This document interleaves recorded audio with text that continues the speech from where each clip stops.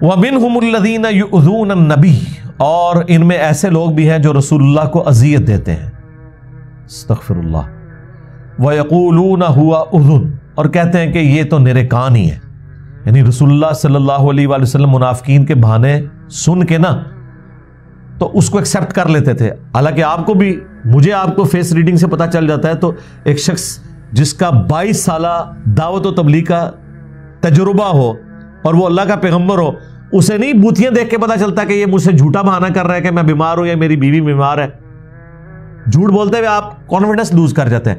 لیکن نبی علیہ السلام کو کوئی غزوہ تبوک پہ آ کے کہتا تھا نا، نام لکھے جا رہے تھے سب کے کہ یا رسول اللہ میں تو نہیں جا سکتا، میرے ساتھ یہ مسئلہ ہے، تو نبی علیہ السلام وہ بہانہ قبول کر لیتے تھے اور بجائے حضور کی شرافت اور رحمت سمجھنے کے باہر آ کے باتیں کرتے تھے، اے نرے کان نہیں ہے، یعنی جس طرح کان ہے نا، کان کا کام صرف سننا ہے، کان کے اندر عقل نہیں ہوتی، عقل تو دماغ میں ہوتی ہے نا، تو بس یہ انسٹرومنٹ ہے سننے کا، اسے یہ پتہ ہی نہیں ہے کہ ہم اس کے ساتھ جھوٹ بول رہے ہیں اور یہ دھوکے کا شکار بھی ہو رہا ہے، نعوذ باللہ۔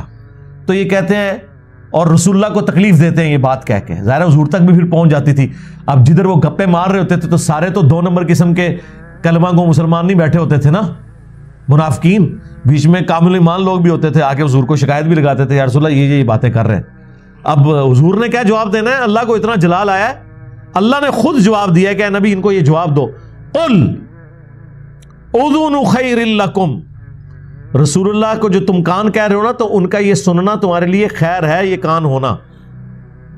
یؤمن باللہ و یؤمن للمؤمنین، نبی علیہ السلام اللہ پر یقین رکھتے ہیں، یعنی ان کا اللہ پہ یقین کامل ہے کہ اس طرح کی حرکتوں سے مجھے کوئی نقصان نہیں ہونے والا، اللہ نے میرے ساتھ وعدہ کیا ہے میرا دین غالب ہوگا۔ یہ نبی وہ ہے کہ یہ اللہ پر ایمان رکھتا ہے جیسا کہ ایمان لانے کا حق ہے، اللہ پہ یقین ہے، اس کا کامل الایمان انسان ہے یہ۔ وَيُؤْمِنُ لِلْمُؤْمِنِينَ، اور یہ مومنین پہ بھی یقین کرتا ہے۔ وَرَحْمَةٌ لِلَّذِينَ آمَنُوا مِنْكُمْ، اور رحمت ہے ان اہل ایمان کے لیے جو تم میں سے ایمان لے آئے ہیں، یعنی یہ رسول اللہ کی شفقت اور رحمت ہے کہ وہ ٹالریٹ کرتے ہیں، دوسری طرف ان کا اللہ پہ ایسا یقین ہے کہ مجھے اس طرح کی 2 نمبریاں جو یہ لوگ میرے ساتھ کر رہے ہیں نا، مجھے کوئی نقصان نہیں پہنچائیں گی۔ لیکن اللہ تعالیٰ نے ساتھ فرما دیا وَالَّذِينَ يُؤْذُونَ رَسُولَ اللَّهِ، جو لوگ بھی رسول اللہ کو اذیت دے رہے ہیں، لہم عذاب علیم، ان کے لیے دردناک عذاب ہے۔ اللہم لا تجعلنا منہم، آج بھی لوگ رسول اللہ کو تکلیف دے رہے ہیں۔ ان الذین یؤذون اللہ ورسولہ لعنہم اللہ فی الدنیا والآخرہ وعد لہم عذابا مہینا، بے شک جو لوگ اللہ اس کے رسول کو اذیت دیتے ہیں، دنیا اور آخرت کی زندگی میں ان پر لعنت ہے، اور اللہ نے ذلیل و خوار کر دینے والا عذاب ان کے لیے تیار کر رکھا ہے۔ اچھا، یہ آیت جو میں نے اب پڑھی نا، یہ سورہ احزاب کی 57 آیت ہے، اور 56 نمبر آیت ہے ان اللہ و ملائکتہ یصلون علی النبی اللہم صلی علی محمد وعلی آل محمد۔ اس کے فوراً بعد سائملٹینیس کنٹراسٹ ہے۔ آج بھی رسول اللہ کو تکلیف دینا ہے کہ نام آپ کا لینا اور تعلیمات اپنے بابوں کی سکھانا، چندے اللہ اور اس کے رسول کے نام کے اوپر اکٹھے کرنا، اپنی تجوریاں بھرنا اور اسلام کا نقصان کرنا، یہ کہہ کے کہ قرآن حدیث ڈھک نہ پڑھنا گمراہ ہو جاؤ گے، یہ رسول اللہ کو تکلیف دینا نہیں ہے۔ تو جو لوگ بھی رسول اللہ کو تکلیف دے رہے ہیں، اہل البیت کے ساتھ جنہوں نے ظلم کیا، انہوں نے بھی نبی علیہ السلام کو تکلیف دی، ان کے لیے عذاب علیم ہے۔ یحلفون باللہ، یہ قسمیں اٹھاتے ہیں اللہ کی، لکم، تمہارے سامنے، لیرضوکم، تاکہ تمہیں خوش کر دیں، یعنی نبی علیہ السلام کے سامنے یا کامل الایمان مومنین کو اگر اندازہ ہوا نا کہ یار یہ تو لگتا ہے کہ اوپر سے کلمہ اس نے پڑھا ہے، کبھی شک ہو جائے تو اس کے اللہ کی قسم واللہ، یہاں بھی آپ دیکھ رہے ہیں نا واللہ، کئی مولوی آپ دیکھیں تقریر کرتے ہوئے قسم ہے اللہ کی، اور آگے جھوٹ بول رہے ہوتے ہیں، قسمیں اٹھا کے، تو قسمیں اٹھاتے ہیں تاکہ اے مسلمانوں اور اے نبی تم ان سے راضی ہو جاؤ۔ واللہ ورسولہ احق ان یرضوہ، جبکہ حق تو اللہ اس کے رسول کا تھا کہ انہیں راضی کیا جاتا۔ کیسے؟ صرف جو کچھ بھی ہے تیرے محبوب کی امت سے نہیں، اللہ رسول کی بات مان کے، جیب ڈھیلی کر کے، قربانی دے کے، جان اور مال کے ذریعے اللہ کی راہ میں جہاد اور قتال کر کے۔ ان کانوا مؤمنین، اگر یہ واقعی ایماندار ہوتے نا، یہ اللہ رسول کو راضی کرتے، اہل ایمان کو نہ راضی کرتے قسمیں اٹھا کے کہ نہیں جی میں بڑا بڑا عاشق ہاں، نہیں۔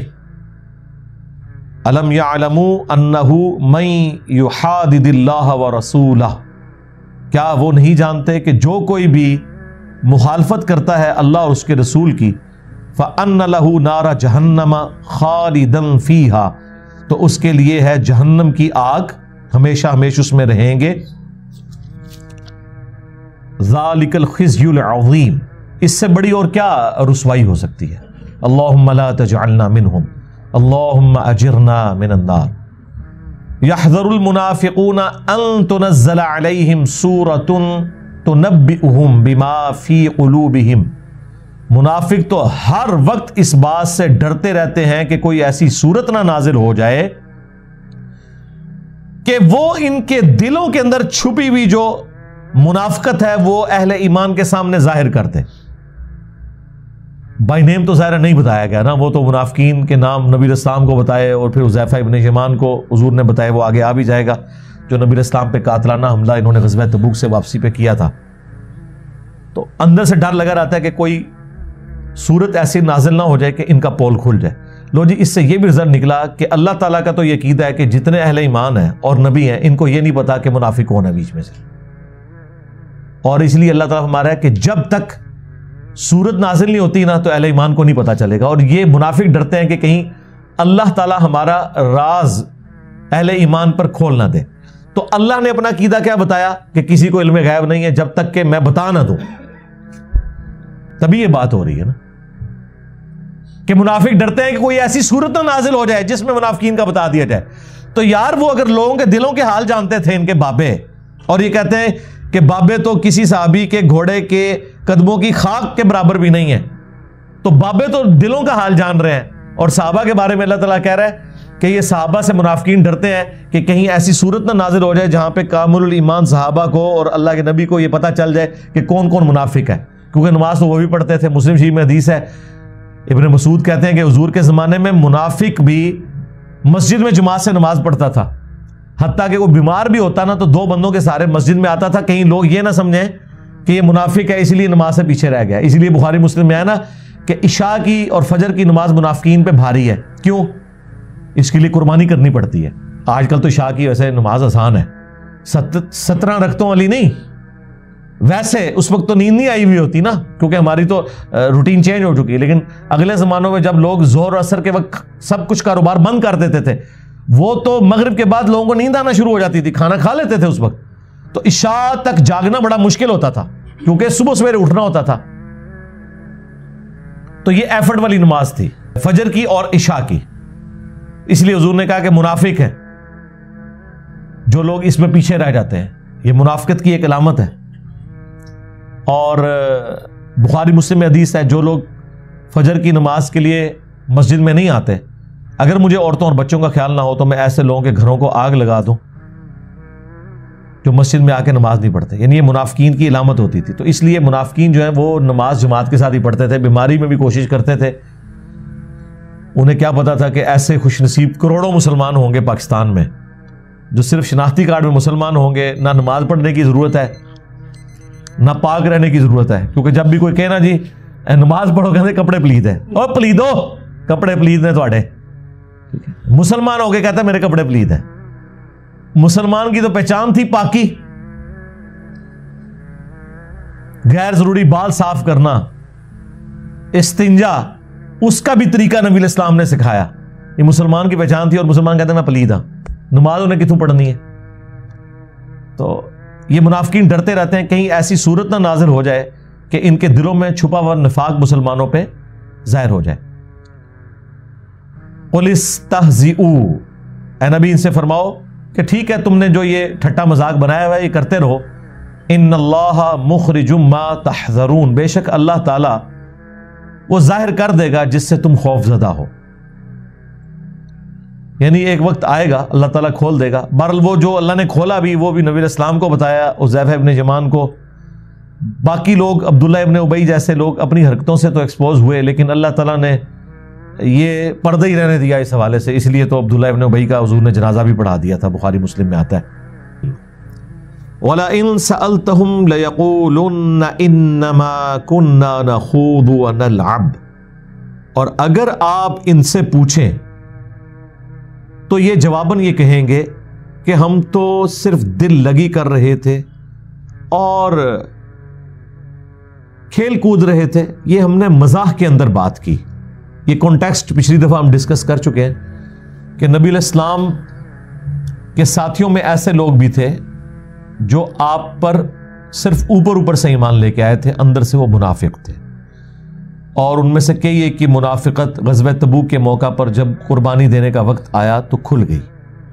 اسی کانٹیکسٹ میں یہ بات ہو رہی ہے کہ یہ جب علیحدگی میں گفتگو کرتے ہیں اور اس میں کوئی کامل الایمان مؤمن یہ بات سن بھی لیتا ہے کہ یہ اس کس قسم کی گفتگو کر رہے ہیں, اور نبی علیہ السلام کو شکایت بھی لگا دیتا ہے, اور نبی علیہ السلام اگر ان سے پوچھ بھی لیں تو آگے سے وہ جواباً یہ کہیں گے کہ اگر ہم نے یہ کوئی بات کی ہے تو یہ مذاق کے طور پہ کی ہے. حالانکہ اللہ اور اس کے رسول عز و جل و صلی اللہ علیہ وآلہ وسلم سے متعلق کوئی بھی گفتگو کرنا ٹھٹا مذاق کے اوپر مبنی, وہ تو بذات خود کفر ہے, کوئی اہل ایمان سوچ بھی نہیں سکتا. حتیٰ کہ سورۃ المائدہ میں, سورۃ النساء میں اس سے پہلے گزر چکا ہے, اور قرآن کی ترتیب کے اعتبار سے بھی وہ صورتیں پہلے نازل ہوئی ہیں. دونوں صورتوں میں آیا کہ تم اگر یہ دیکھو کسی جگہ پر اللہ تعالیٰ کی آیات کا مذاق اڑایا جا رہا ہے تو تم وہاں سے اٹھ جاؤ, یہاں تک کہ وہ اس ٹاپک کو چھوڑ کے کسی اور ٹاپک کو ڈسکس کرنا شروع کرتے ہیں. اور ظاہر ہے یہ اس وقت ہے جب مسلمان مغلوب تھے, ورنہ تو ایمان کا تقاضا ہے کہ انہیں روکا جائے.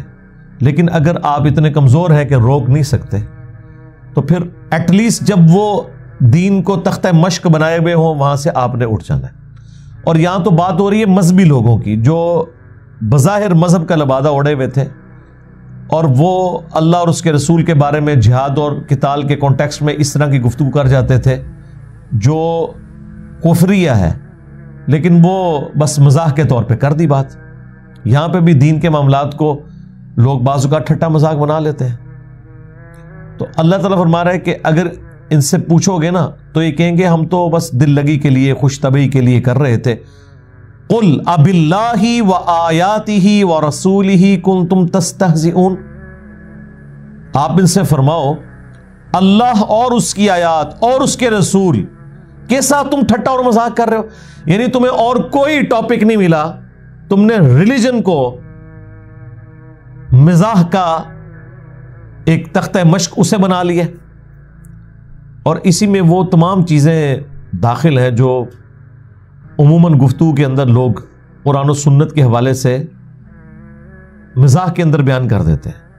اور یہ اکثر جو ایلیٹ کلاس ہے نا, جن میں بس ریلیجن کا صرف نام کی حد تک ایک سلسلہ ہے, عذاب قبر کے بارے میں, آخرت کے عذاب کے بارے میں, جنت کے بارے میں وہ مذاق کرتے ہیں. کئی ایک لطیفے بھی آپ نے سنے ہوں گے. اب وہ ایسی چیزیں نہیں ہے کہ میں انہیں یہاں بیان کر کے تو آپ کو ایجوکیٹ کروں کہ اس قسم کے لطیفے سنائے جاتے ہیں. آپ نے اکثر سنے ہوں گے اپنی زندگی میں, جنت کے بارے میں کوئی لطیفہ, جہنم کے بارے میں کوئی لطیفہ, کوئی توہین آمیز کلمات جو صراحتاً قرآن و سنت کی تعلیمات کے خلاف ہو یا بغاوت کے اوپر مبنی ہو. اب کئی لوگ مزاح کے طور پہ کہتے ہیں کہ جی جو لوگ جنہیں ہم نے آئیڈیل بنایا ہوا ہے فلمی سٹارز, اگر وہ جہنم میں ہوں گے تو ہم نے جنت میں جا کے کیا کرنا ہے. اس قسم کے لطیفے بھی بنے ہوئے ہیں. اب یہ وہ ساری چیزیں جو اللہ اور اس کے رسول کی تعلیمات کا مذاق اڑانا ہے.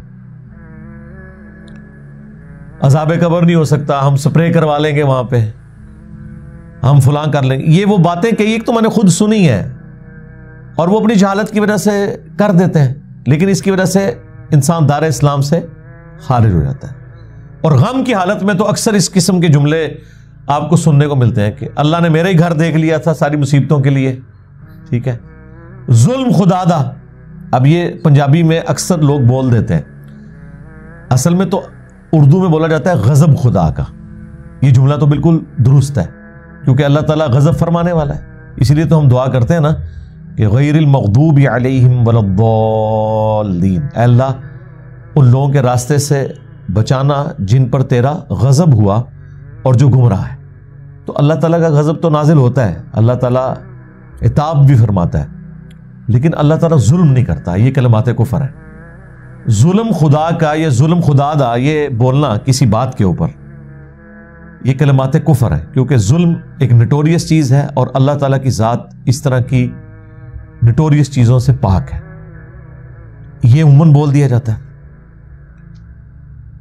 اور اسی طریقے سے بعض اوقات یعنی اسلام کی جو شاعر ہیں ان کے لیے کوئی مزاحیہ الفاظ کوئی ڈیوائس کیے جاتے ہیں جس کی وجہ سے آپ داڑھی کا مذاق اڑا دیں, نماز کا مذاق اڑا دیں, کعبہ شریف کا مذاق اڑا دیں, اس قسم کی چیزیں, روزوں کا مذاق اڑا دیں. یعنی بعض لوگ رمضان کے روزوں کے لیے کہتے ہیں بھوک ہڑتال. اب یہ تو روزے کی توہین ہے, یہ کلمات کفر ہیں. اس لیے بولتے ہوئے سوچنا چاہیے کہ ہم کیا کر رہے ہیں. اس پہ اب اللہ تعالیٰ ارشاد فرما رہا ہے کہ کیا اللہ اس کی آیات اور اس کا رسول ہی رہ گیا کہ آپ انہیں تختہ مشق بناؤ گے؟ لا تعتذروا, بہانے مت بناؤ. قد کفرتم بعد ایمانکم, تم ایمان لانے کے بعد دوبارہ کافر ہو چکے ہو. یعنی کوئی ہلکا معاملہ نہیں ہے کہ اللہ اور اس کے رسول پہ ایمان لے آئے اور قرآن و سنت کو فالو کرنا شروع کر دیا اور اس کے بعد جب چاہا آپ نے قرآن و سنت کا مذاق بھی اڑا دیا. اور اکثر جو پڑھا لکھا طبقہ ہے نا, انہیں تو ریلیجن کوئی یعنی ایک ڈوگما لے کے ڈیلوژن کے طور پہ وہ چل رہے ہوتے ہیں. اس لیے انہیں کوئی فرق نہیں پڑتا. کبھی زکوٰۃ کے بارے میں بول دیا یہ جگہ ٹیکس ہے, اللہ نے لگا دیا ہمارے پہ. ٹھیک ہے, ٹیکس تو ہے اور ایک شرعی پینلٹی بھی ہے مال جوڑنے کے اگینسٹ, لیکن یہ ظلم پہ مبنی نہیں ہے. جگہ ٹیکس جو مشہور ہے وہ تو ہے کہ ظلم پہ مبنی. یہ اللہ کا رول ہے. اس قسم کے جملے بولنا جن میں شریعت کی یعنی مذاق اڑایا جا رہا ہو, یہ صراحتاً کفریہ جملے بولنا اسلام سے انسان کو نکال دیتا ہے. البتہ اگر کوئی انجانے میں کوئی بات کر دے اور اس کی اس طرف توجہ نہ ہو اور اس کی توجہ دلائی جائے, وہ معاملہ ایک الگ ہے. لیکن ایک پوری انٹینشن کے ساتھ اس طرح کی گفتگو کرنا, بلکہ اردو زبان میں تو کئی ایک محاورے بولے جاتے ہیں, جی میری آنتیں قل واللہ پڑھ رہی ہیں. مطلب یہ اب وہ یعنی کوئی بھوکا ہے نا تو وہ اس کو اس طریقے سے پریزنٹ کرتا ہے, پہلے پیٹ پوجا پھر کام دوجا. پیٹ پوجا, اب پیٹ میں کوئی چیز ڈالنا یہ اس کی کوئی پوجا تو نہیں ہے, ورشپ تو نہیں ہے, اور اس کو یہ بولنا یہ پوجا ہے, تو یہ کلمات کفر ہے. اب یہ وہ چیزیں جو ہماری اردو لنگوسٹک کے اندر ایک محاورتاً چیزیں داخل ہو چکی ہوئی ہیں اور عام زندگی کا حصہ بن چکی ہوئی ہیں, اور لوگ عموماً بولتے ہیں. جیسے ہی آپ یہ کسی سے سنیں, چھوٹے سے بڑے سے, آپ کا کام ہے کہ فوراً سوچ کے اسے ٹوک دیں کہ یار یہ تم کیا بات کر رہے ہو. اللہ تعالیٰ تو اس معاملے میں اتنا سینسٹیو ہے کہ بخاری مسلم حدیث ہے کہ زمانے کو گالی مت دو. زمانہ میں ہوں, حالانکہ زمانہ تو اللہ کی ایک مخلوق ہے نا, یعنی اس کو ڈرائیو کرنے والا میں ہوں. آپ موسم کے اوپر بھی ڈسکشن کر سکتے ہیں کہ آج ٹھنڈ ہے, آج گرمی ہے, یہ آپ کا رائٹ ہے. لیکن جب اس سے آگے بڑھتے ہیں نا, آپ اس پہ کرٹیسزم شروع کر دیتے ہیں, کیا مصیبت کی تو بارش آ گئی, میں تو جانا سی. نہیں, یہ اللہ تعالیٰ کے ڈسیزن کی وجہ سے آئی ہے. ٹھیک ہے, ہو سکتا ہے اسی میں بہتری ہو آپ کے لیے, نہ بھی ہو تب بھی اللہ کے فیصلوں کو کوئی چیلنج نہیں کر سکتا. تو کوشش کریں کہ موسم کے اعتبار سے بس اتنا ہی تبصرہ کریں کہ جس میں آپ شریعت کی لمٹ کو کراس نہ کریں. بعض کو جینوئن ضرورت پڑ جاتی ہے, جس طرح اب ٹھنڈ ہے, ہم لوگوں کو کہتے ہیں کہ بھائی بڑا خطرناک موسم ہے, آپ نے موٹر بائک پہ بیٹھنا ہے, ماسک یوز کریں, ہیلمٹ یوز کریں, کھانسی لگ سکتی ہے, اور آپ جوشاندہ استعمال کریں, شہد پئیں. یہ تو ٹھیک ہے, آپ کے سارے پریکاشنز ہیں اس حوالے سے. لیکن ہم اگر اس موسم کا گیلا کرنا شروع کر دیں گے کہ یہ کیوں آ گیا, تو یہ اب اللہ تعالیٰ کی قدرت کو, اس کے فیصلوں کو چیلنج کرنے کے مترادف ہے. آ گیا, آپ نے اس کے اندر پرفارم کرنا ہے, اور اللہ تعالیٰ کا ہر حال میں شکر ادا کرنا, ایون تکلیف کے دوران بھی. تکلیف تو انسان کو ہوتی ہے, ظاہر ہے. بخاری میں حدیث ہے, نبی علیہ السلام کا بیٹا جب فوت ہوا ابراہیم, تو آپ علیہ السلام کی آنکھوں سے آنسو روا تھے. صحابہ نے کہا یا رسول اللہ, تو آپ نے فرمایا یہ شفقت اور رحمت ہے. ٹھیک ہے, اور پھر نبی علیہ السلام نے کہا کہ دل غمگین ہے, آنکھیں اشک بار ہے, لیکن ہم یہی کہیں گے جو اللہ کی مرضی, انا للہ و انا الیہ راجعون. لیکن وہ تکلیف کو ایکسپریس کرنے کا ذریعہ اللہ نے اپنی جگہ بنایا ہوا ہے، لیکن آپ نے ان چیزوں کو ٹھٹا اور مذاق نہیں بنانا، دین کو نہیں بنانا۔ اور بڑے ٹاپکس ہیں آپ کر سکتے ہیں، لیکن دین اور اس سے متعلقہ چیزوں کے بارے میں نہیں کرنا، اور نہ اپنے سامنے ہونے دینا ہے۔ اور اگر کمزور ہیں تو آپ کے سامنے ہو رہا ہے، آپ نے وہاں سے اٹھ جانا ہے کہ بھئی میں اس مجلس کا حصہ نہیں بنوں گا جس میں اس طریقے سے ڈسکشن ہو رہی ہے، جس میں قرآن و سنت کا مذاق اڑایا جا رہا ہے۔ اب یہ دیکھیں پنجابی زبان میں ایک محاورتاً جو جملہ بولا جاتا ہے، یہ کلمات کفر ہے۔ اے جہاں مٹھا اگلا کس نے ڈٹھا، یہ آخرت کا انکار ہے اس میں، دبے الفاظ میں، یعنی یہ اس جہان کی جو نعمتیں ہیں وہ میٹھی ہیں اور آخرت کس نے دیکھی ہے، یعنی مراد یہ کہ پتہ نہیں ہونی ہے نہیں ہونی، جنت ہے یا نہیں، جہنم ہے یا نہیں۔ اب اس طرح کی گفتگو کرنا جس میں آپ آخرت کے وعدوں کے اعتبار سے شک کے اندر مبتلا ہوگے، یہ کلمات کفر ہیں۔ اسی طریقے سے کئی ایک گانے ایسے عشق مجازی کے اندر بنائے جاتے ہیں جس میں آپ جو پروٹوکول خدا کا تھا، گاڈ کا تھا، الہ کا تھا، وہ آپ اپنے محبوب کو دینا شروع کر دیتے ہیں۔ میں تیرے سامنے ہوتا تو سجدہ کر دیتا تجھے، اس قسم کے۔ مجھے تو چونکہ گانے آتے نہیں، آپ میں سے کئی لوگوں کو شاید کچھ شعر یاد بھی ہوں، وہ آپ کبھی غور کریں گے نا تو وہ آپ کو خود اندازہ ہوگا کہ یار یہ تو بڑا عجیب سا جملہ ہے، یہ تو بیچ میں اللہ تعالیٰ کی ذات کو آپ نے تختہ مشق بنا دی ہے اس حوالے سے گفتگو کرتے ہوئے۔ کئی ایک کفریہ گانے ہیں جو مطلب انڈین فلموں کے اندر ہوتے ہیں، اور ہمارے لوگ بھی گنگنا رہے ہوتے ہیں، ٹھیک ہے نا جی۔ اور یعنی وہ محبوب کی عبادت کا ذکر اس میں کر رہے ہوتے ہیں، اس کو سجدہ کرنے کا ذکر کر رہے ہوتے ہیں، ٹھیک ہے جی۔ اور نماز عشق کی بات کر رہے ہوتے ہیں، اور نماز عشق بھی اللہ دی نہیں پڑھ رہے ہوتے ہیں، اپنے محبوب کی پڑھ رہے ہوتے ہیں، اور کہتے ہیں نہیں جی یہ بھی ادھر ہی لے جاتا ہے، ادھر نہیں لے کے جاتا بھائی۔ کسی صحابی نے، کسی پیغمبر نے عشق مجازی نہیں کیا، جان ضرور چھڑائی ہے عشق مجازی سے حضرت یوسف علیہ السلام نے، ٹھیک ہے نا۔ آپ دیکھیں قرآن میں اللہ تعالیٰ نے یعنی اس چیز کا ذکر کیا ہے کہ جس میں ایک عورت نے مرد کو بہکانے کی کوشش کی، لیکن عموماً یہ ہوتا ہے کہ مرد عورتوں کو بہکاتے ہیں، اس طرح کا کوئی واقعہ قرآن میں نہیں آیا ہوا۔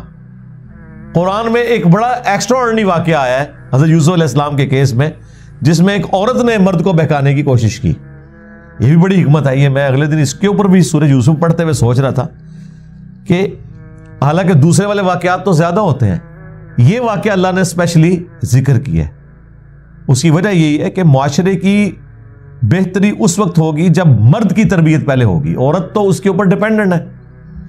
مرد کو پہلے خود کریکٹر والا ہونا ہوگا، تب وہ اپنی عورتوں کو، خواہ وہ بیٹیاں ہوں، خواہ اس کی بیوی ہو، خواہ بہن ہو جو اس کے انڈر آتی ہو، اس تک بات اسی وقت کر سکتا ہے جب اپنا کریکٹر ہے اس کا۔ تو اس اعتبار سے اللہ تعالیٰ نے اسپیشلی اس واقعے کو بھی ذکر کیا۔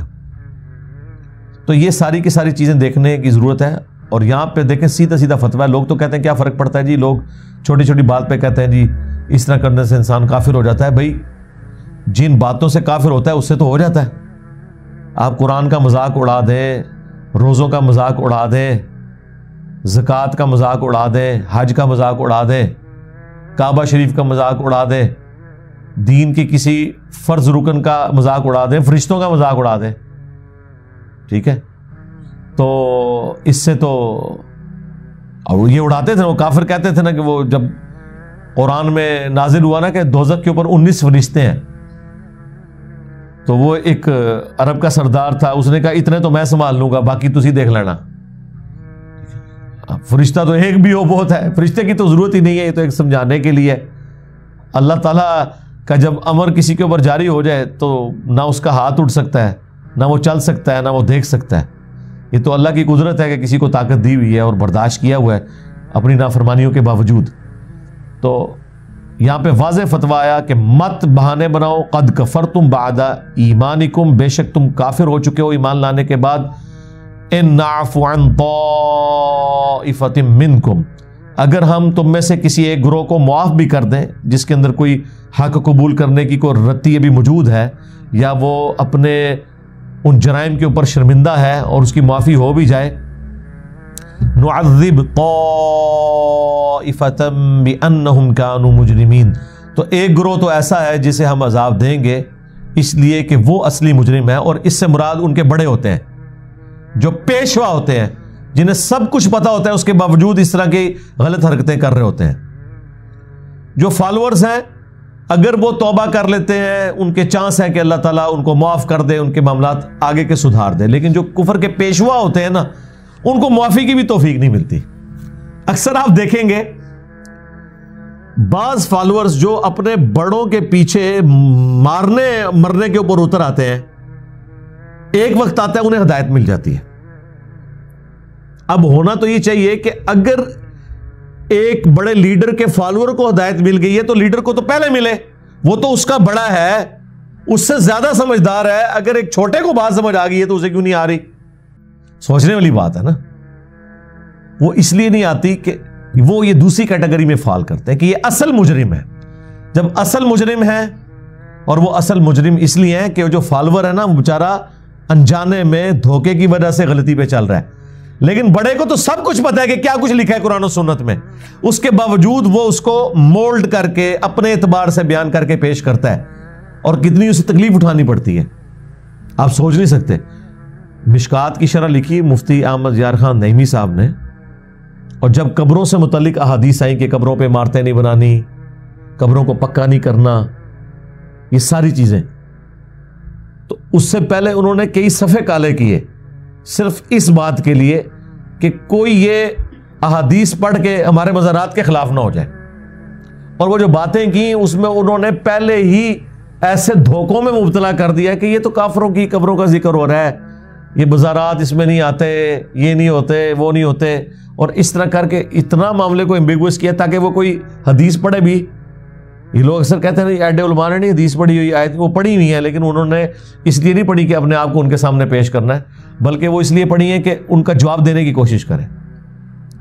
सही बुखारी बरेलवियों ने छापी है, शबीर ब्रदर्स ने, सफ़ों के सफ़े काले कर दिए पहली जिल्द के अंदर स्टार्ट में, जिसमें उन्होंने फ़िक़्ह हनफी के फ़ज़ाइल और पूरी दुनिया में हम ही हम हैं, और ये करके ताकि अगर बुखारी शरीफ कोई खोले और उसे पता चले कि यार ए मसला भी फ्रॉड, ए भी फ्रॉड, ए भी फ्रॉड, ए भी फ्रॉड, तो यानी वो शुरू के सफ़े लिख के खुद ऐलान कर रहे हैं कि आगे जो ओरिजिनल दीन शुरू होने वाला है ना, ये जो हम मुकदमा इसलिए लिख रहे हैं कि वो बिल्कुल हम बिल्कुल उससे उलट चल रहे हैं। वैसे तो किताबों के मुकदमे जब लिखे जाते हैं ना, तो उनमें ये लिखा जाता है कि अब जो मैं किताब लिखने जा रहा हूं इसमें ये चीजें आएंगी, आपने देखना है कि आप कहीं गलत तो नहीं कर रहे, अपने आप को इस किताब के मुताबिक दुरुस्त कर लेना है। लेकिन ये कौन सी किताबें हैं जिनके मुकदमे ये लिखते हैं, ये बताने के लिए जो आ रहा है इसको आपने नहीं मानना। इय्याका नअबुदु व इय्याका नस्तईन का मुकदमा ये लिखा होगा कि अल्लाह से भी मांगना है, दूसरों से भी मांगना है, क्योंकि बात नहीं माननी। तो ये है असल मुजरिम। अल्लाह ताला फरमाता है कि इनके लिए तो अजाब पक्का। अब मुनाफिकीन के बारे में आ रहा है, और ये मुनाफिकीन का जब भी कुरान में जिक्र आया ना, तो आप ये समझ लें कि कलमा गो मुसलमानों की अक्सरियत इसी कैटेगरी में फॉल करती है, और आपको ये मुनाफिकत नजर आ रही होगी। लिहाजा जितनी मुनाफिकीन के बारे में नोटोरियस बातें कुरान में जिक्र हुई हैं, वो आपको मिन्नवन उनमें नजर भी आएंगी। यानी एक आज का मुसलमान कहता है ना जी मेरे लिए कुरान में क्या हिदायत है, तेरे लिए वो तो है जो या अय्युहल्लज़ीना आमनू है, वो तो है ही है, वो तो डेटम लेवल है, लेकिन असल में तू या अय्युहल्लज़ीना आमनू तो नहीं है। उसकी वजह यह है कि वो तो नबी इस्लाम के मुबारक ज़माने में जब आराबी लोगों ने, बादिया नशीन लोगों ने कहा कि हम ईमान लेके आए, तो कुरान में अल्लाह ताला ने सूरह अल हुजुरात में फरमाया कि तुम ईमान नहीं लेके आओ, बल्कि कहो कूलू अस्लमना, तुम इस्लाम लेके आए हो, ईमान तो अभी तुम्हारे दिलों में दाखिल ही नहीं हुआ। सरकार हुजूर की मौजूदगी में जो कलमा पढ़े उसको तो अल्लाह ताला फरमाया कि अभी तुम सिर्फ कलमा गो मुसलमान हो, ईमान अंदर दाखिल नहीं हुआ, सिर्फ इस्लाम लेके आए हो। तो आज का मुसलमान की लेवल का होगा जो हर काम ही उलट कर रहा है और जमाना भी इतना दूर है, इल्ला ये कि वो अपनी इस्लाह कर ले। तो आम जो इस वक्त अहले ईमान है ना, सो कॉल्ड पाकिस्तान के शनाख्ती कार्ड में मुसलमान, उनके अंदर आपको ये मुनाफिकीन वाली सारी चीजें नजर आएंगी। लिहाजा कुरान पढ़ते हुए मुनाफिकीन वाली जो आयात है ना, ये स्पेसिफिकली देखनी चाहिए, कहीं हम इस कैटेगरी में तो नहीं फॉल कर रहे, صحابہ کرام تو بڑا ڈرتے تھے منافقین والے معاملات میں، کیونکہ منافق بھی تو مسلمان ہوتا ہے نا، قانوناً تو مسلمان ہے، مر جائے گا تو اس کا جنازہ بھی پڑھیں گے، اسے دفنائیں گے بھی. حضور نے بھی آگے ذکر آ رہا ہے کہ عبداللہ ابن ابی کو خود جنازہ پڑھ کے اپنا کرتا مبارک اس کے کفن کے طور پہ دیا، قبر میں خود اتارا، اپنا لعاب دان اس کے منہ میں ڈالا، قبر پہ کھڑے ہو کے اس کے لیے دعا کی، جنازہ خود پڑھایا. اور اللہ تعالیٰ نے فرمایا کہ آندہ کے بعد نہ تم نے جنازہ پڑھنا ہے نہ کسی کی قبر پہ کھڑا ہونا ہے. حالانکہ ہے وہ کلمہ کو مسلمان تھے، اس لیے کہ وہ اندر سے دشمن تھے. آج چونکہ وہی کا سلسلہ ختم ہے، لہٰذا ہم کسی کو اعتقادی منافق تو کہہ نہیں سکتے، کسی بھی مکتب فکر کے کسی بندے کو، بڑے سے بڑے فراڈیے کو جو اللہ رسول آخرت کا ختم نبوت کا ماننے والا ہے، ہم منافق نہیں بول سکتے.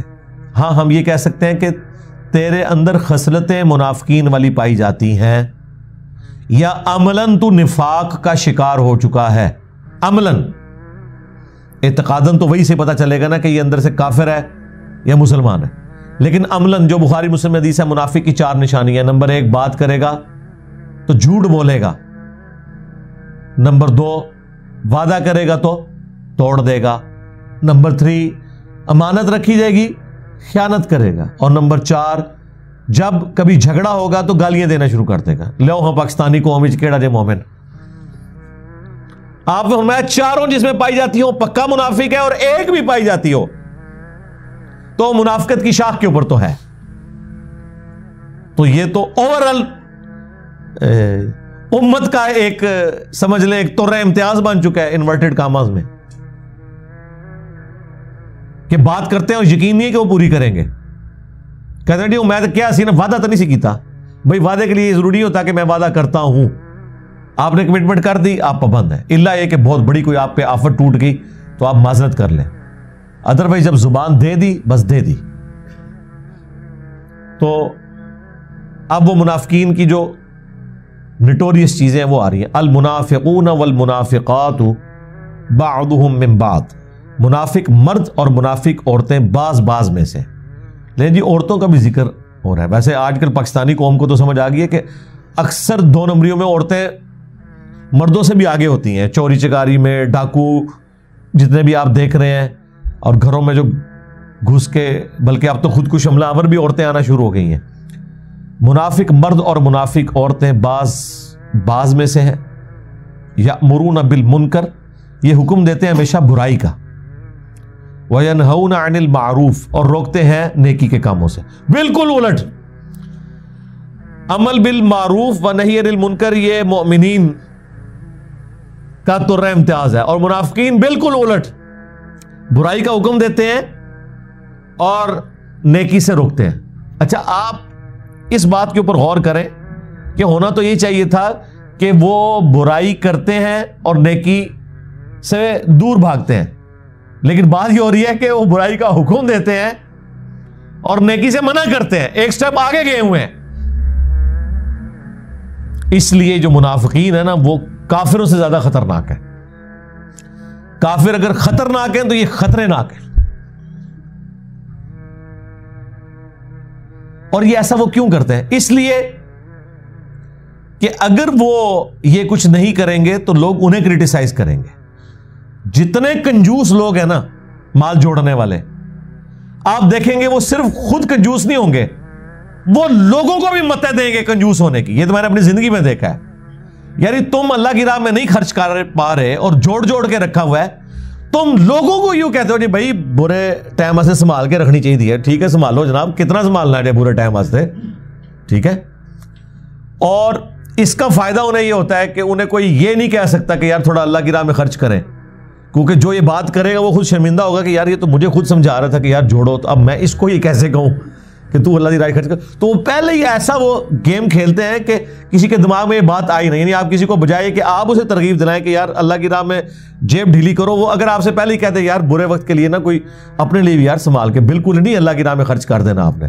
جب جس نے یہ پہلے بات کر دی، اب اس کو آپ نے کہاں سے اللہ کی راہ میں اس نے خرچ کرنا ہے یا آپ نے اس کو ترغیب دلانی ہے. تو یہ بھی ان کا طریقہ واردات ہوتا ہے تاکہ اپنے گناہوں کے اوپر بھی پردہ ڈالیں اور کوئی انہیں یہ کہہ نہ دے کہ تم نے اتنا مال جوڑا ہوا ہے. ورنہ اگر یہ لوگ لوگوں سے یہ کہیں کہ یار اللہ کی راہ میں خرچ کرو تو لوگوں نے کہنا سرکار تسی تو اتنا جوڑا ہے تسی بھی کرو نا. تو اس سے بچنے کا طریقہ یہ ہے کہ آپ لوگوں کو یہ نہ کہ اللہ کی راہ میں خرچ کرو، بلکہ ایک ہو کہ یار اپنے سے بھی جوڑ کے رکھو نا، سارا ہی نہیں بالکل خرچ کر دینا۔ تو نیکی سے منع کرتے ہیں اور برائی کا حکم دیتے ہیں۔ وَيَقْبِضُونَ أَيْدِيَهُمْ، اور اپنے ہاتھوں کو وہ باندھ کے رکھتے ہیں، اللہ کی راہ میں خرچ نہیں کرتے۔ نسوا اللہ، انہوں نے اللہ کو بھلا دیا، فنسیہم، تو اللہ نے بھی انہیں بھلا دیا۔ اب یہ بھلانا اس طرح نہیں ہے کہ اللہ تعالیٰ کوئی فارگیٹ کر گیا، ان کو بھول چکا ہے۔ بھلانا سے مراد ہے ان کو ان کے حال پہ چھوڑ دیا کہ جاؤ جہنم میں۔ اللہ تو بھولنے کی صفت سے پاک ہے، لیکن اردو زبان میں جب ہم یہ بھولنا ترجمہ کرتے ہیں تو وہ پھر ایک بعض لوگ اس الفاظ کو پکڑنا شروع کر دیتے ہیں، اور یہی وہ چلاکی ہوشیاری ہے جو احمد ریلوی صاحب نے کی ہے۔ انہوں نے اس طرح کے جتنے الفاظ تھے نا، اس میں الٹرنیٹو ورڈ انہوں نے چنے، اور چنے چلو اگر صرف قرآن و سنت کی محبت میں چنے ہوتے تو ہم مانتے، پھر انہوں نے ٹارگٹ کیا ہے دوسروں کو جن سے وہ الفاظ کے چناؤ میں مسئلہ ہوا نا، ان پہ گستاخی کا فتویٰ لگا دیا۔ مطلب لفظی ترجمہ تو یہی ہے اس کا کہ انہوں نے اللہ کو بھلا دیا اور اللہ نے ان کو بھلا دیا۔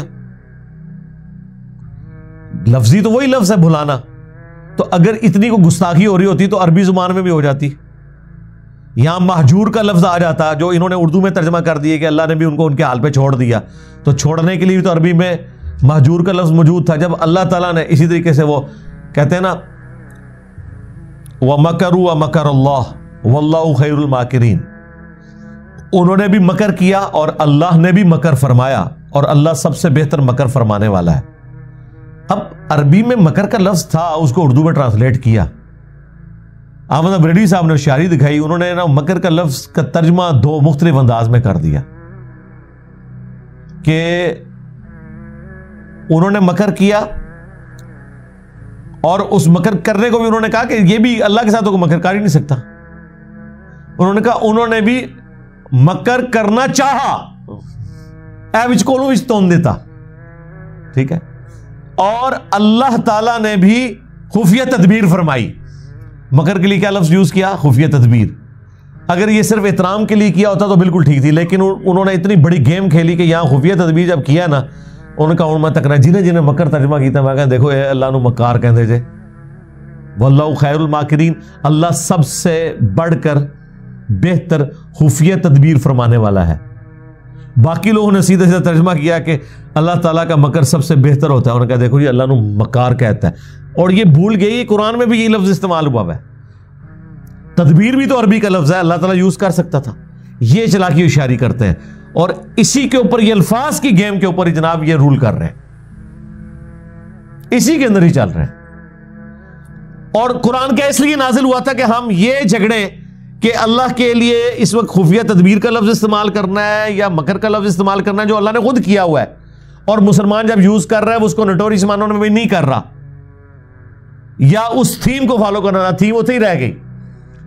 کہتے جی بسم اللہ کا ترجمہ ہی نہیں آتا، سب نے ترجمہ کیا شروع کرتا ہوں اللہ کے نام سے، شروع اللہ کے نام سے، یہ تو اللہ کے نام سے شروع ہی نہیں کیا انہوں نے تو شروع سے شروع کیا، یہ ترجمہ ہونا چاہیے اللہ کے نام سے شروع، بسم اللہ کا ترجمہ۔ اور یہ وہ چیزیں ہیں جو آپ زبانی نہ سمجھیں، یہ کتابیں لکھی ہیں باقاعدہ انہوں نے قرآن کے غلط ترجموں کی نشاندہی۔ اس کا مقصد قطعاً یہ نہیں ہے کہ وہ ترجمے چھوڑ کے مارا پڑھو، اس کا مقصد یہ ہے قرآن پڑھنا ہی نہیں تم نے۔ جب آپ کہیں گے ساروں نے غلط کیے ہوئے تو لوگ کہیں گے یار پھر ٹھیک ہے، جتنا مولوی صاحب بیان کرتے ہیں پورا پورا دین بیان کرو، ٹھیک ہے۔ اور یہ ہوشیاری چلاکی ان کی کامیاب ہو گئی ہے، الفاظ پکڑنے والی۔ تو مجھے ایک ضمناً چونکہ اس کے اوپر ذہن میں آ گئی بات، میں نے اس لیے عرض کر دی، کوئی اگر اس طرح کر بھی دے تو کوئی اس میں شریف فتویٰ نہیں ہے کہ انہوں نے اللہ کو بھلا دیا تو اللہ نے بھی انہیں بھلا دیا، مراد یہ کہ ان کے حال پہ انہیں چھوڑ دیا۔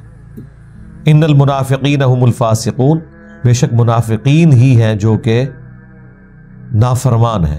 وعد اللہ المنافقین والمنافقات، اللہ تعالیٰ نے وعدہ کر رکھا ہے، یہ تو ہو کے رہے گا منافقین کے لیے، مرد ہوں چاہے منافق عورتیں ہوں، والکفار اور کافر بھی، نار جہنم خالدین فیہا، دوزخ کی آگ کا اللہ نے ان کے لیے وعدہ کر رکھا ہے جس میں رہیں گے ہمیشہ ہمیش۔ ہی حسبہم، یہی ان کے لیے کافی ہوگا. ٹھیک ہے، اہل ایمان کے لیے تو حسبنا اللہ و نعم الوکیل ہے، اور منافقین اور کافروں کے لیے جہنم کی آگ ہی ان کی مداوا کرنے کے لیے، یعنی اگر ان کے غموں پہ کسی نے رونا ہے تو وہ جہنم کی آگ ہی ہے، اسی کے ساتھ رونا دھونا کریں گے، اسی کو اپنا غم سنائیں گے. اللہ تعالیٰ ان کو ان کے حال پہ چھوڑ دے گا. بس اب آگ کے آگے ہی رونا رو، جس آگ میں جل رہے ہو نا اسی کے سامنے اپنی تکلیف کا اظہار کرو، اللہ نے تمہاری بات نہیں سننی. وَلَعَنَهُمُ اللَّهُ، اور اللہ کی لعنت یعنی اللہ کی رحمت سے دور. وَلَهُمْ عَذَابٌ مُقِيمٌ، اور ان کے لیے دائمی عذاب ہے، قائم رہنے والا عذاب ہے. اللہم لا تجعلنا منہم. کالذین من قبلکم، جیسا کہ ان سے پہلے جو لوگ تھے، کانوا اشد منکم قوہ، جو قوت میں ان سے بھی زیادہ تھے، قوم عاد، قوم سمود. واکثر اموالا واولادا، اور ان کو ہم نے کثرت کے ساتھ مال بھی دی تھی اور اولاد بھی دی تھی. اس زمانے میں قبائلی سسٹم میں تو اولاد مین پاور ہوتی تھی نا، جس کے زیادہ بیٹے ہوتے تھے وہ زیادہ طاقتور ہوتا تھا. فاستمتعوا بخلاقہم، تو وہ جو ان سے پہلے قومیں گزر چکی انہوں نے بھی اللہ تعالیٰ کی دی ہوئی جو دنیاوی نعمتیں تھیں ان میں سے حصہ وصول کر لیا، اپنی لائف انجوائے کی انہوں نے. فاستمتعتم بخلاقکم، اور تم بھی اپنی دنیاوی زندگی کا مزہ اٹھا رہے ہو، یہ بھی ختم ہو جانا ہے تمہارا بھی، اور کچھ اٹھا چکے ہو. کما استمتع الذین من قبلکم، جس طرح کہ اس سے فائدہ اٹھایا تھا تم سے پہلے لوگوں نے، بخلاقہم، جو دنیاوی حصہ انہوں نے وصول کیا. وخذتم کالذی خاضوا، اور وہ بھی اسی طریقے سے دنیا کی لذتوں میں ڈوبے رہے جس طرح کہ تم بھی ڈوبے ہوئے ہو.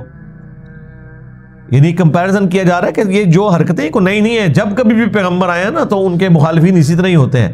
ایک پکا گروہ ہوتا ہے جو مومنین کا ہوتا ہے، دوسرا پکا کافروں والا گروہ ہوتا ہے، اور ایک تیسرا ہوتا ہے جو بیچ میں اٹکا ہوا ہوتا ہے، جدھر پڑا بھاری دیکھتا ہے ادھر اٹیچ ہو جاتا ہے، منافقین. اولئک حبطت اعمالہم فی الدنیا والآخرہ، یہ وہ لوگ ہیں جن کے اعمال اللہ تعالیٰ نے دنیا اور آخرت میں ضائع کر دیے. اگر کوئی فائدہ بھی ہے دنیاوی طور پہ، کسی کا کوئی نام روشن ہو گیا تو ہو گیا، آخرت میں تو کوئی اس کا اجر نہیں ملنے والا، اعمال نیک اعمال برباد کر دیے. وَأُولَئِكَ هُمُ الْخَاسِرُونَ، اور یہی لوگ ہیں نقصان اٹھانے والے. اللہم لا تجعلنا منہم، آمین. الم یأتہم نبأ الذین من قبلہم، کیا ان کے پاس اگلی قوموں کی خبریں نہیں آئیں؟ ظاہر ہے پیچھے پورا مکی قرآن نازل ہو چکا ہے، آپ ذہن میں رکھیں، اور سورہ توبہ تو بالکل اینڈ پہ نازل ہوئی ہے. اس وقت تک 90% سے قرآن اس سے زیادہ نازل ہو چکا تھا، اور پیچھے پوری ایک آلموسٹ 22 سال کی دعوت بھی تھی، اور ان کی خبریں نبی الاسلام کے ذریعے ان تک پہنچ چکی تھی. قوم نوح علیہ السلام کی قوم کے ان کا کیا حشر ہوا پیغمبر کا انکار کرنے کے سبب. وعاد، اور قوم عاد، ہود علیہ السلام کی قوم. وثمود، اور صالح علیہ السلام کی قوم سمود. وقوم ابراہیم، اور ابراہیم کی قوم. واصحاب مدین، اور مدین والے یعنی حضرت شعیب علیہ السلام کی قوم. والمؤتفقات، اور وہ بستی جو کہ الٹ دی گئی تھی، وہ بستیاں یعنی قوم لوط. اتتہم رسلہم بالبینات، ان کے پاس بھی ان کے رسول آئے تھے روشن دلائل لے کر. فما کان اللہ لیظلمہم، تو اللہ ایسا نہیں تھا کہ ان پہ کوئی ظلم کرتا. ولیکن کانوا انفسہم یظلمون، بلکہ وہ خود ہی اپنی جانوں پر ظلم کرتے تھے. منہ مانگے معجزات ان کو دکھائے گئے، اس کے باوجود انہوں نے حق سے اناد کیا اور پھر ڈھیل بھی دی گئی. الٹیمیٹلی پھر جو ان کا انجام ہوا تو وہ اللہ نے کوئی ظلم نہیں کیا، انہوں نے اپنی جان پہ خود ظلم کیا تھا. والمؤمنون والمؤمنات، اب سائملٹینیس کنٹراسٹ آ رہا ہے اہل ایمان کا. ظاہر ہے جہاں پہ عبداللہ ابن ابی جیسے خبیث لوگ تھے، وہاں پہ حضرت ابوبکر، عمر، عثمان و علی جیسے کامل الایمان مؤمنین بھی موجود تھے. تو اللہ تعالیٰ فرما رہا ہے جو مومنین مرد ہیں اور مومنات جو عورتیں ہیں، بعضهم اولیاء بعض، بعض کے دوست ہیں. یأمرون بالمعروف، وہ نیکی کا حکم دیتے ہیں. وینہون عن المنکر، اور برائی سے روکتے ہیں. وہی جو اس امت کی ذمہ داری ہے، کنتم خیر امۃ اخرجت للناس تأمرون بالمعروف وتنہون عن المنکر وتؤمنون باللہ. جو ختم نبوت کی برکت سے کام شفٹ ہوا ہے اس امت کو، نبیوں والا کام. وَيُقِيمُونَ الصَّلَاةَ، اور نماز کو قائم کرتے ہیں. نیکی کا حکم دیتے ہیں، برائی سے روکتے ہیں، نماز کو قائم کرتے ہیں. قائم سے مراد پڑھنا بھی ہے، اور قائم سے مراد ہے کہ جب وہ خدا سے وعدہ کرتے ہیں تو اپنی پریکٹیکل لائف میں بھی اللہ کے احکامات کی پیروی کرتے ہیں۔ یہ نہیں ہے کہ ان کا خدا صرف مسجد تک ہے، باہر نکل کے ایک نمازی بھی فراڈی ہے اور ایک بے نمازی بھی فراڈی ہے، وہ بھی کاروبار میں ڈنڈی مار رہا ہے، یہ بھی کاروبار میں ڈنڈی مار رہا ہے، تو اس نے نماز کیا قائم کی؟ وَيُؤْتُونَ الزَّكَاةَ، اور اللہ کی راہ میں خرچ کرتے ہیں، زکوٰۃ دیتے ہیں۔ وَيُطِيعُونَ اللَّهَ وَرَسُولَهُ، اور اطاعت کرتے ہیں اللہ اور اس کے رسول کی، یعنی ٹوٹل اوبیڈینس، سب کچھ اس کے اندر آ گیا۔ جو بخاری میں حدیث ہے، میری پوری امت جنت میں جائے گی سوائے اس کے جس نے جنت میں جانے سے انکار کر دیا۔ پوچھا گیا کہ یا رسول اللہ کس نے جنت میں جانے سے انکار کیا؟ تو آپ نے فرمایا جس نے میرا حکم مانا وہ جنت میں جائے گا، اور جس نے میری نافرمانی کی اس نے جنت میں جانے سے خود ہی انکار کر دیا۔ تو ٹوٹل اوبیڈینس، حقوق اللہ بھی حقوق العباد بھی۔ اولئک سیرحمہم اللہ، یہ وہ لوگ ہیں عنقریب جن پہ اللہ رحم فرمائے گا۔ لے جی، اللہ کے نزدیک تو رحمت کے حقدار کون ہیں؟ جو ڈیوٹی پوری کریں گے۔ اور پاکستان کے اندر، انڈیا میں، بنگلہ دیش میں رحمت کے حقدار وہ ہیں جو کہتے ہیں اللہ تعالیٰ بڑا وہ غفور الرحیم ہے، اللہ کی کوئی بات نہیں ماننی، اور اللہ تعالیٰ کہہ رہا ہے یہ جو تم کہہ رہے ہو غفور الرحیم ہے، اللہ تعالیٰ بڑا رحم فرمانے والا ہے۔ یہ رحم کے حقدار وہ لوگ ہوں گے جو پوری ڈیوٹی کریں گے۔